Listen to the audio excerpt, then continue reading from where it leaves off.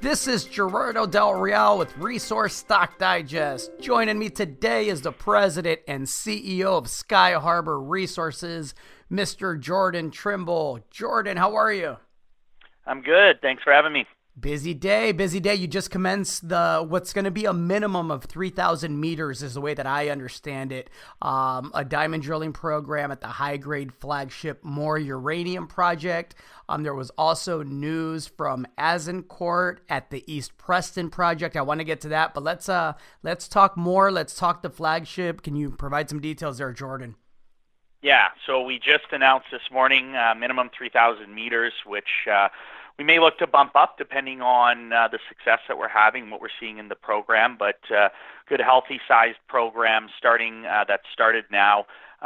Going back into, as you're well aware, our Maverick corridor, so the more project, high-grade project on the east side of the Athabasca Basin. There's a 4-kilometer long corridor called the Maverick Structural Corridor, and within that you have the main Maverick Zone, the East Maverick Zone, and several other mineralized zones.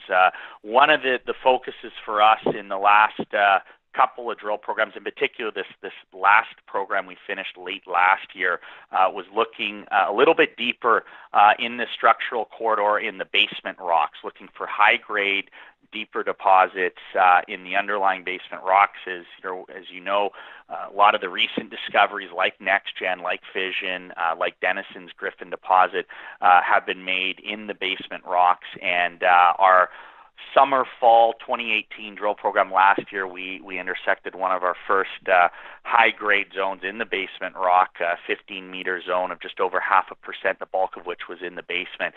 So we're going to follow up on the recent success that we've had, looking for these feeder zones that could potentially host more high-grade mineralization at the Maverick corridor. We are also testing what's called the Western Maverick Zone, and this is important because in 2017, our first drill program that we carried out, when we saw the share price jump up in early 2017, a part of that was on the back of discovering a new high-grade lens on the east side of the main Maverick Zone. So we are now going and stepping out to the west, where there is room to move, and we haven't, Skyharbour hasn't carried out a lot of drilling in the last several years, and we have some new targets there that we're going to be drill testing. So excited to go hopefully find some more uranium west of the main zone.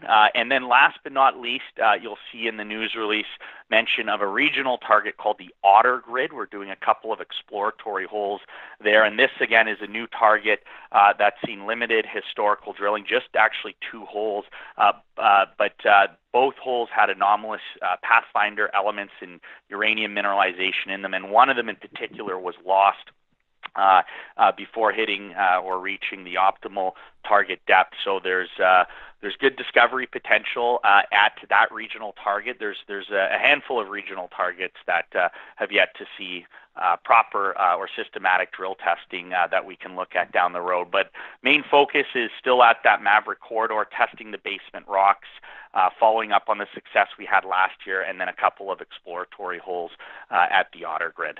And we're looking 8 to 10 holes, diamond drill holes. Is that correct?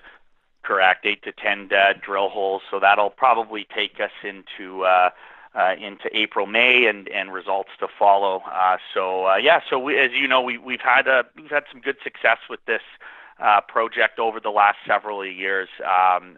We've drilled quite a bit now, and we've found more high-grade mineralization both at the unconformity in the sandstone and now drilling a little bit deeper into the basement rock. And I think there's a lot more to be found there. We truly believe this project has the potential to host a lot more uranium, both at that 4-kilometer long structural corridor, which we've really only drill tested 2 kilometers systematically on it. So there's still a lot of room to move both laterally and at depth. You did a really good job, Jordan, bringing in projects during the tough bear market and securing partners that are vending into those projects. And as a result of that, now you have simultaneous drill programs happening at both Preston and East Preston, which of course Skyharbour retains an interest in. Can you talk about those programs, because they're important? Yeah, sure. So as you're well aware, we have a dual-pronged strategy. We have our main focus, which is the Moore Lake project, which is the programs that we're funding and this current drill program that we've just started. And that's really, again, the main focus and catalyst for the company over the next little while. But we do employ prospect generator strategy. We have 5 other projects scattered throughout the Athabasca Basin at various stages of exploration and development.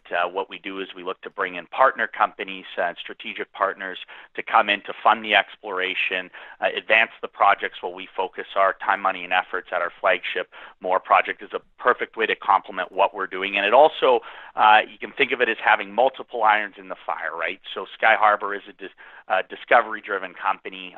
That's one of the biggest catalysts for us, is going out there and finding that next big high-grade deposit in the Athabasca Basin, trying to emulate recent successes like NextGen, like Fission, like Hathor back in the day, these high-grade discovery stories. And having multiple drill programs is the best way of doing that. Now, the trick is if you can bring in partner companies to fund that work, that keeps obviously your dilution down, and that's what we've done at Preston and East Preston. And starting with Preston, strategic partner there in Orano, previously known as Areva, France's largest uranium mining company. They've come in and they're earning in up to 70% in a $7.3 million program over or earn in over a 6-year period. They're well into that. They've announced a $2.2 million budget for 2019 and just recently announced commencement of a 3,600-meter drill program testing 2 of the higher priority targets on that Preston project. So we'll see news flow generated from that